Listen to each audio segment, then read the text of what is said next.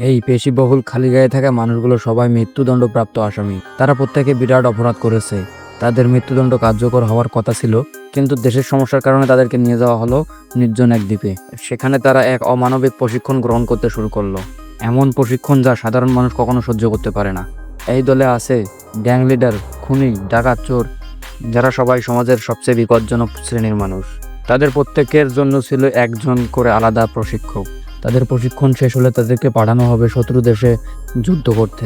Mission সফল হলে তারা শুধু মুক্তিই পাবে না, বরং প্রমোশনও পাবে। এই 31 জুন মৃত্যুদণ্ডপ্রাপ্ত অপরাধীর দলটির নাম 684। এটি একটি বিশেষ বাহিনী। তাদের প্রতিদিনের একমাত্র কাজ প্রশিক্ষণ আর প্রশিক্ষণ। তবে এই প্রশিক্ষণ ছিল সাধারণ সৈনিকদের চেয়ে অনেক গুণ কঠিন। প্রতিদিন তাদের আঘাত সহ্য করার প্রশিক্ষণ নিতে হতো। অত্যন্ত 2 ঘন্টা ধরে মার খেতে হতো। চারপাশে ছড়ানো ছিল বিভিন্ন ফাঁদ। পালানোর সময় ধরা পড়লেই খুব মারধর করত। তাদের দেহ ছিল এক একটা জীবন্ত ক্ষতবিক্ষত মানচিত্রের মতো। তবু তারা হাল ছাড়েনি, কারণ তাদের সামনে ছিল একটাই পথ, অপরাধী থেকে নায়ক হয়ে ওঠার। তাদের শিক্ষকরাও ছিল নির্মম, কারণ যদি তারা ধরা পড়ে তাহলে শত্রুর হাতে আরো ভয়ঙ্কর নির্যাতনের শিকার হতে হবে। এমনকি যারা প্রশিক্ষণ ভালোভাবে নিতে পারত না, তাদের প্রশিক্ষকদেরও শাস্তি দেওয়া হতো। তাদের মুখ বন্ধ রাখতে এবং মিশন ব্যর্থ হলে শত্রুর কাছেও তথ্য ফাঁস না করতে প্রশিক্ষকরা নিজেই তাদের ওপর ভয়াবহ নির্যাতনের ব্যবস্থা করত। উত্তপ্ত লোহার সেঁকা দেওয়া হতো। এই যন্ত্রণায় কেউ কেউ পানিতে ঝাঁপ দিয়ে পালাতে চাইতো, আবার কেউ কেউ শুধু দেখেই ভয় পেয়ে পালিয়ে যেত।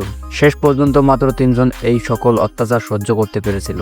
তাই তাদেরকে দেওয়া হলো টিম লিডারের দায়িত্ব। প্রতিটি দলকে প্রতিদিন একে অপরের বিরুদ্ধে বক্সিং করতে হতো, আর যারা হেরে যেত তাদেরকে কঠিন শাস্তি দেওয়া হতো। একদিন যখন দুজনেই লড়াই শুরু করার কথা, আরেকটি টিম লিডার একটি হাড়ের তৈরি অস্ত্র ছুড়ে দিল। সে বলল, এই লড়াই যদি করতে চাও তাহলে জীবন মৃত্যুর শপথ নিতে হবে, আর হেরে গেলে ছুরি দিয়ে নিজের গলা নিজেই কেটে ফেলতে হবে। সবচেয়ে ভয়ঙ্কর প্রশিক্ষণ ছিল পানির নিচে জম আটকে থাকা। সাগরের ধারে রাখা ছিল ভারী ভারী মেশিন গান।